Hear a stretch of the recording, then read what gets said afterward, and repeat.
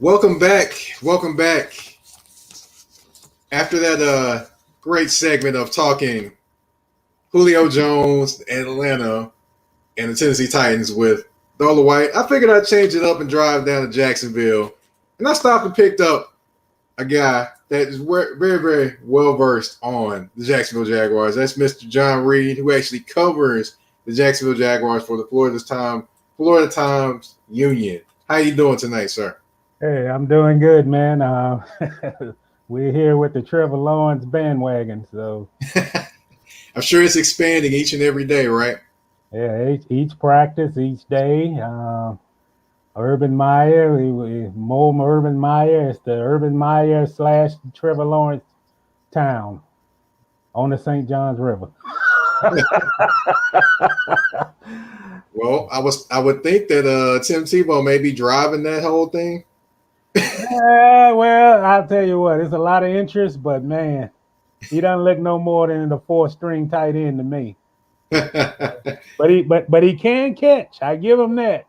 But route running and blocking and using his feet to get open, separation, those are things that Tebow got a lot of work to do, man. But you can't judge him by helmets and shorts. So we'll see what the real Tebow brings when that training camp start on July the 27th. Well, I already told you what I thought he's going to be. I think he's going to be not only a tight end and a special team on this team, but he's going to be the team chaplain as well. Yeah. Just taking multiple jobs.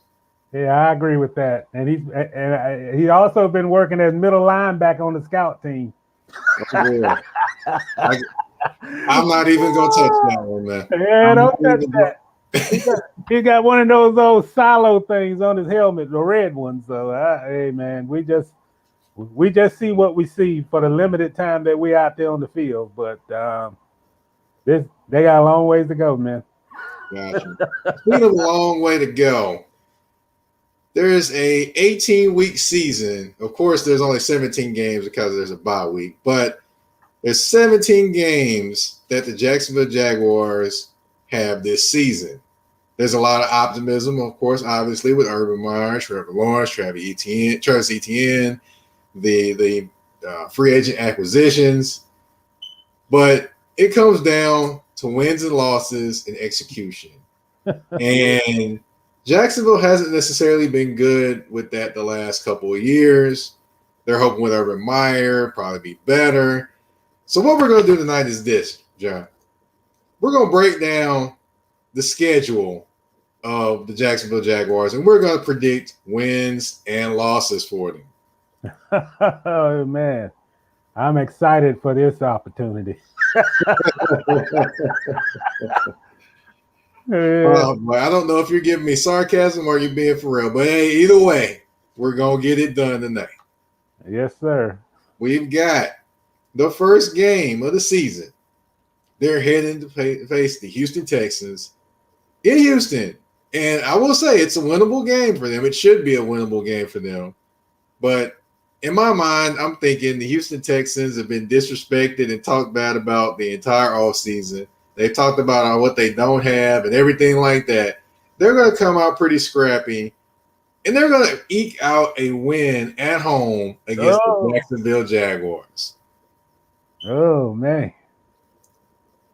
So what do you think on that one? I disagree with that one. I don't have them predicting like playoffs like some folks here in Jacksonville, but I do have them going to Houston. So much the optimism and Trevor Lawrence first game, and they're going on the road. They're playing this Houston team. I mean, come on, this ain't the Houston Texans team of 1 year ago or 2 years ago. We don't know what Deshaun Watson is he gonna be on the roster then? He probably won't play. He'll still be demanding a trade. All his personal stuff. He'll probably be escalating in training camp. So you're gonna have a distracted Texans team, just like they've been distracted since the end of last season. And I just think that so many new faces on that squad, so many questions. They do have Chris Conley, who played with the Jaguars last 2 years. But I mean, we don't know what kind of offensive system they got under David Culley. They don't. We know that they lost their best defensive player, and it's just been a pipeline of talent out of Texas. And I really feel the Houston Texans is now taking the place of the Jaguars, and I don't see maybe 2 wins, possibly 3 or less. So I don't see them losing. I even give you a score. I think the Jaguars going into Texans, and they're gonna go and come out with like a 24-7 win. I don't think the Texans can score no more than 1 touchdown there. We're gonna see, but I got an upset special that week. Let's see. The next week, of course, they host their home. It's their home opener, the Denver Broncos. Now, I definitely have them beating the Denver Broncos because we still don't know who the Denver Broncos quarterback is. Could it be Teddy Bridgewater? Could it be now I forgot his name, but they have questions at quarterback. They have all the talent at the position, the skill players, but they just don't have a quarterback that people can depend on. So with that being said, I don't think that Jacksonville is going to lose that game. I think they're going to win that one at home, and of course, it's going to be basically Urban Meyer explosion that week. Yeah, I agree with you on that one. The fact that what you just said, they got quarterback issues. We don't know how good Von Miller going to be coming back off that injury. They do have Bradley Chubb, but Drew Lock. I mean, come on, even the most faithful fans in Denver don't put they luck in the lock. But I think the Jaguars coming off that momentum from that win in Houston, coming home, Trevor's first home game. I think it's going to be a close one. I think the Broncos will play them tough. I remember 2 years ago, the Jaguars went to Denver and pulled out a last-second win, and I think that's going to be something similar in this Week 2 matchup. But I think you're going to see a game where they get in the rhythm a little bit on offense. Might be a big game for DJ Chark or the Laviska Shenault or one of those guys. And I think you're going to see a little bit more offense in Week 2 than you would in that Texans game in the opening game. So Jaguars win. They 0-2, man. Can you believe it? They 0-2. That's been 2-0, right? Yeah, they surpassed all their win total from last season already after Week 2. Oh, man. Oh, boy. Somebody break up the Jaguars. It's coming Week 3. Well, we both got that one as a win. But with this next game, I know we both got as a loss. They're heading to the desert to take on J.J. Watt, DeAndre Hopkins, Kyler Murray, and the Arizona Cardinals. Yeah, I just don't think they might be better, but I don't think they that better just yet. I think Cardinals got enough for them. Yeah, I agree with you on that one. And you know what? Week 3 is going to be a reality check that you guys, hey, you might have the momentum from beating a bad Texans team and beating a bad Broncos team, but man, you facing a playoff contender team. I like what I've seen so far in helmets and shorts with Shaquille Griffin at cornerback, but let's get real, man. I mean, I don't think he's ready for DeAndre Hopkins. I definitely don't think Jawan Taylor is ready for J.J. Watt. So, man, this gonna get ugly, and it's gonna get ugly real quick. Well, I'll say this though, he did see him. Griffin did see him a couple times out in Seattle this year. Yeah, so, he did. But DeAndre Hopkins is still DeAndre Hopkins, and then you also have AJ Green out there too. Yeah, so that's another guy that they have to lock up. And I mean, people are down on him, but I still think he's a very, very quality wide receiver. So, and another problem is I just don't think when you look at Week 3 with the Jaguars and you you see, I mean, there's a question right now about how good their pass rush going to be. I think that's going to get exposed. I don't think they could come up with anything to stop that offense. And you're going to see just a defense that's get him basically, I think, humiliated out there. I feel in a game like that with so many offensive weapons, and they're going to get exposed. So, gotcha. Okay. Well, we're gonna kind of pick up the pace a little bit, kind of get it short and sweet a little bit. I've got the Bengals, the Titans, and the Dolphins in the next 3 games, and I've got losses in all 3 of those games. Oh man, all 3 of them. You got them losing to the Bengals? Yes, I think the Bengals with Joe Burrow.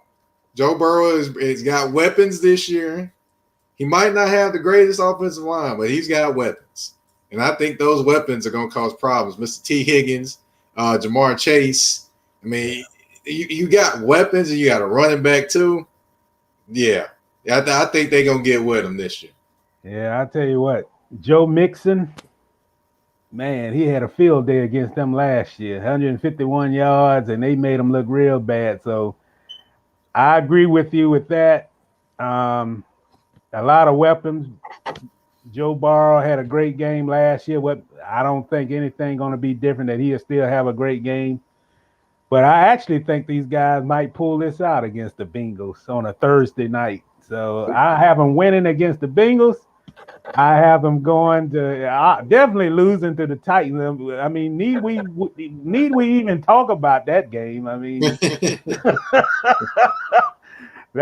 they might put. That might be like 44-10 or something like that. And, I mean, Julio and Derek, ooh, boy. Pick your poison. Ooh, and did you go with week 6 with the Dolphins? We just went through the first 2 there. Oh, Dolphins, I know that was in London. Yeah, they won't win that one in my opinion. Yeah, so we got them at 3-3. So I got them winning against the Bengals, losing against the Titans, and losing against the Dolphins. Well, yeah, I've got them at 1-5. So that's I've got them. We got them at 3-3. So man, that's like last season, man. You just flipping the script. I'm trying to be nice, and I'm just looking at the schedule, and just in my heart of hearts, I think the Bengals will beat them. I think the Titans and the Dolphins will beat them, and they'll be 1-5 with that one win being against the Broncos. Woo, Mike, boy, you and that's 1-5 going into the bye week. Hey, Mike, this is Urban Meyer, man. The man that never had a losing season. This is not the coaching staff of last year. Well, I know that, but this isn't exactly the college football or Big Ten either. You got to crawl before you walk. Woo, this ain't Ohio State, baby. Nope. So we're going to go to the next 3. We got Seattle. They're at Seattle versus Buffalo. Let's see, and at the Colts. I've got a loss versus Seattle. That puts them at 1-6 on my board. I got a loss versus the Bills. And I got a loss versus the Colts. That puts them at 1-8. Yeah, I agree with you on all 3 of those losses. The best thing about it is after they come back from London, they got week 7, they got a bye week. But they're not at that level with Seattle. They're definitely not at the level with the Bills, and they're not at the level with the Colts. Even though they play the Colts tough when they played them at in Jacksonville. That game is in Indianapolis, and I see all losses in those 3 games. Gotcha. Let's see. We've got the 49ers, Falcons, Rams, and the Titans again. And I've got a loss to 49ers. I've got a loss to the Falcons. Well, actually, I've got a win over the Falcons. I'm sorry. Win over the Falcons. I've got a loss to the Rams, and I've got a loss to the Titans again. So I've got them at 2-11 right now. I got a win against San Francisco. Got a win. Okay. All right. A win against Atlanta. Oh boy. So that's 5-6. Okay. New coach. A whole lot of things going on. They got a whole bunch of turnovers.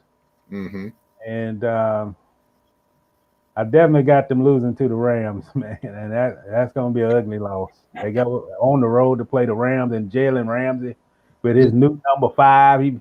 He might be trying to pick them off 5 times in that game. So that's going to get ugly in a hurry in that one.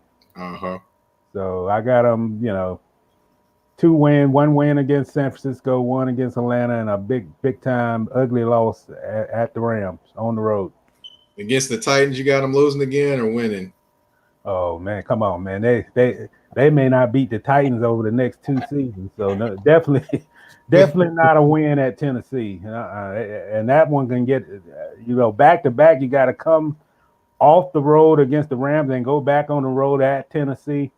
I think Derrick Henry might have one. They got a good, decent secondary.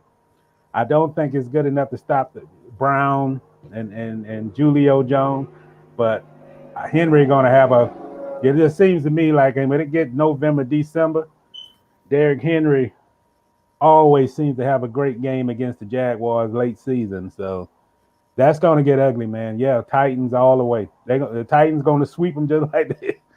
Yeah. Now, I've got the last 3 games. We've got the Texans, Jets, Patriots, and Colts. I've got them beating the Texans. Mm-hmm. I've got them losing to the Jets. I've got them losing to the Patriots. And I've got them losing to the Colts for a total of 3 wins and 14 losses. Whew, that's brutal, man. I hope that doesn't happen. That's gonna be a 2-game improvement, though. That's a 2-game improvement. 2 games, man. Yeah, obviously they're gonna. I think they can beat the Texans again. Jets.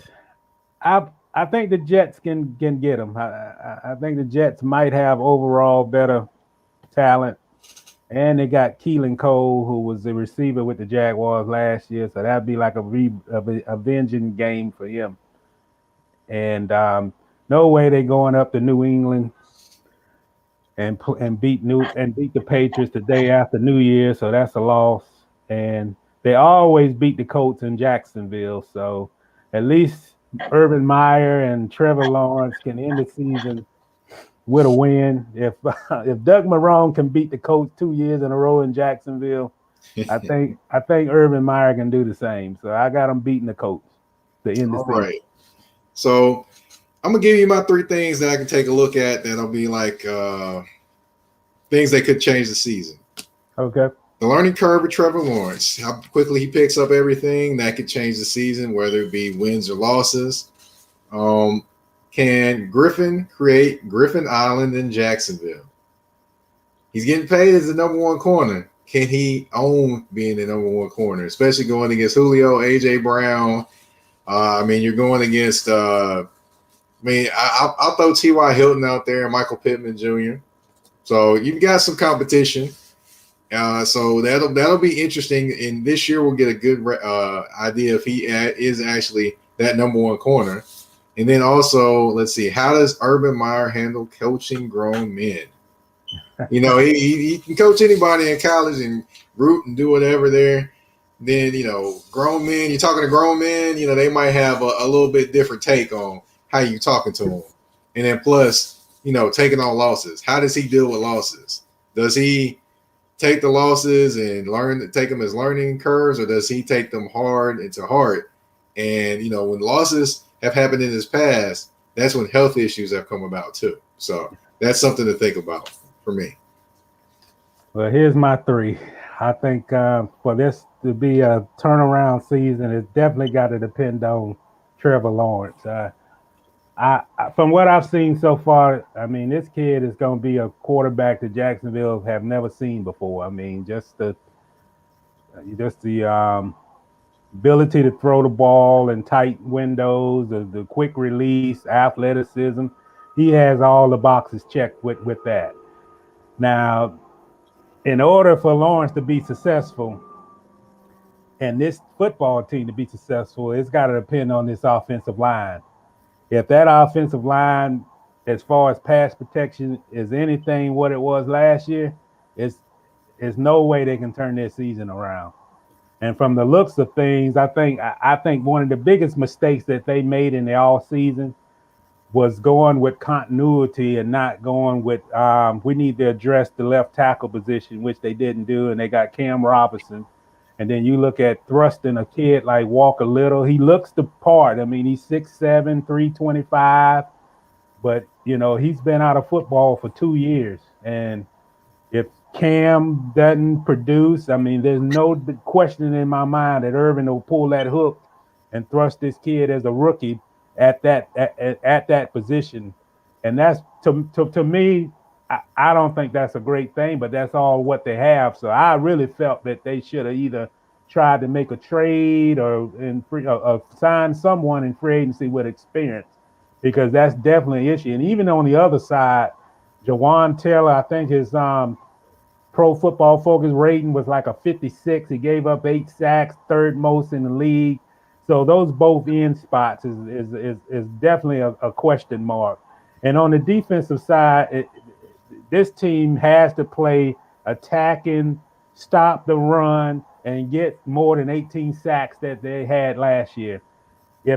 I don't know if they got enough on the defensive line. I mean, I like playing Josh Allen as an outside linebacker, Kayvon Chason, which is his natural position, and playing, standing up, Right. and not trying to get around, and small guy trying to get a pass rush against a tackle that he can't beat. So I like the athleticism for as a linebacker position, but I don't think they got enough on their on the defensive line to really cause enough havoc to really stop teams. And I think teams are just going to run it up the gut like Tennessee. I just don't think Tennessee got much respect for them stopping them on the run, with the run, especially with Derrick Henry. So those are the questions. I do think they upgraded their secondary. I think their secondary is overhauled. They got more speed. I like the changes that they made in the off season. I think they can contend in that area. But if you don't get a pass rush, all what you got on the back end really won't matter anyway. And what you said, I agree with you about Urban Meyer. My biggest question about him coming into this season, how is he going to handle losing? This guy in his whole college, 17 years as a college coach, the most losses he ever had in a season was 5. And he probably looking at 5 losses, by the end of October. He's looking at 5 losses by October, the first 2 months of the season. And here's a guy, I'm already hearing that Urban Meyer is a guy, he works around the clock. He can come in your office. Like one of the coaches said today, he comes in your office and just impromptu, just start throwing out ideas, and we should try this, we should do this, we should try that. And I think when you're looking at a guy who coming into this job, there's pressure, there's going to be NFL coaches that just, hey, we got to knock this guy out. And when I'm talking about knocking a guy out, I'm talking about running up the score knockout type. And that's what they're going to try to do against. They don't want a college guy coming in here and showing them up. Not NFL. NFL is a league of egos, and coaches got some of the biggest in the world. And they're not going to have some college coach thinking that, hey, this is a reincarnation of Jimmy Johnson coming into this league, and he's going to knock us off, and he's this and that. He won 3 national championships, and those NFL coaches saying that don't mean a hill of beans in this league. And I think that I don't know if he's ready for it. To be honest, I from what I hear of Urban Meyer since he's taken this job, everything is focused on winning now. These guys are not talking about, well, we got a 3-year plan, we got a 2-year plan. They're not talking like that. They're talking about winning now. And, when you talk about winning now and you go with this high ceiling that they're talking about, and if you don't reach that high ceiling, you got a big drop off. Like you're going to be emotionally high, and you go 0-3 in the season. It's going to be, how can he pick this team up? And one thing that you talked about, like how will he like handle men and not, these not 18, 19-year-old college kids where he done went into the living room and done talked to mama, the grandmother, and sold that this is, you bring your son to our school and we'll do this for him and do that. He's not in that. That's not part of this business that he's in right now. But I tell you what he's done so far. He's given these guys everything in the world, man. I mean, he's given them. I mean, we had Brandon Linder talking about how better the food is now than what it was last year, and they got they got more whirlpools and saunas and all this kind of stuff. They upgraded that part of the, just the treatment area and things like that. But you can have all the strength equipment and the upgrade of the weight room and the fields, and you're talking about building a practice facility and all that. But when it comes Sunday, and it's about what you do between the lines, and he's coming in here as a first-year coach, none of that matters at all, man. And I think the biggest thing he's going to have to do is really, ease into this. And I always felt that in Jacksonville, the optimism has always been too high here since I've been covering this team. It's like a 24 hours chatter about, this quarterback, we know he can do this, or this defensive lineman can do that.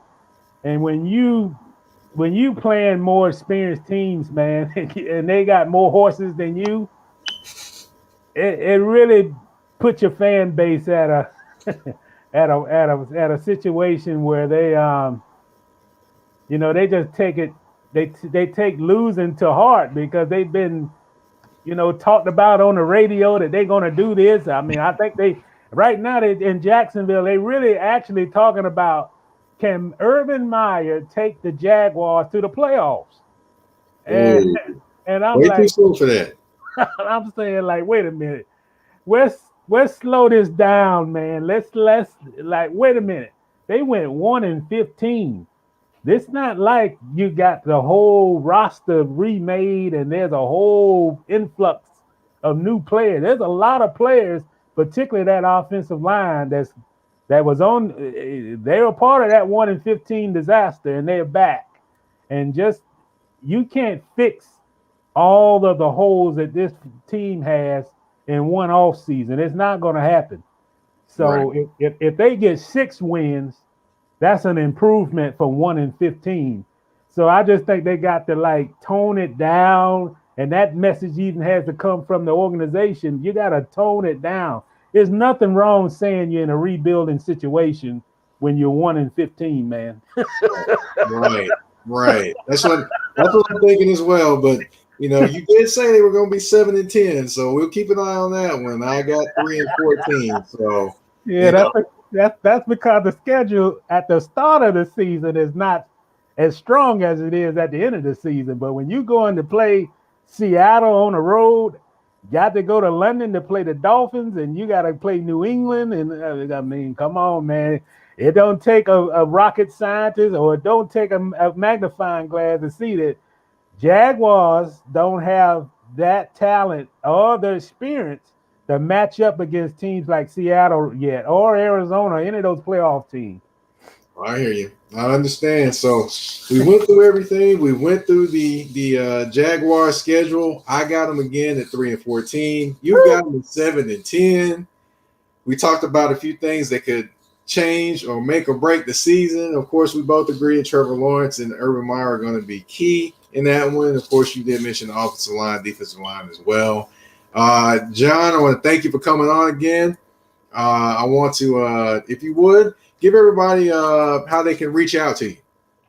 No problem at all. Like I say, I work for the Florida Times Union, and all my stuff is on the Jacksonville.com, and you can catch my all my writings and stories on at John Reid 64 Twitter. That's my Twitter account. Yes, sir. Well, thank you for coming on. Thank you, everyone, for tuning in to another episode of Touring the AFC South. We'll be back next time, and just tune in. We may have some surprises for you again as well. Have a good one. Peace out.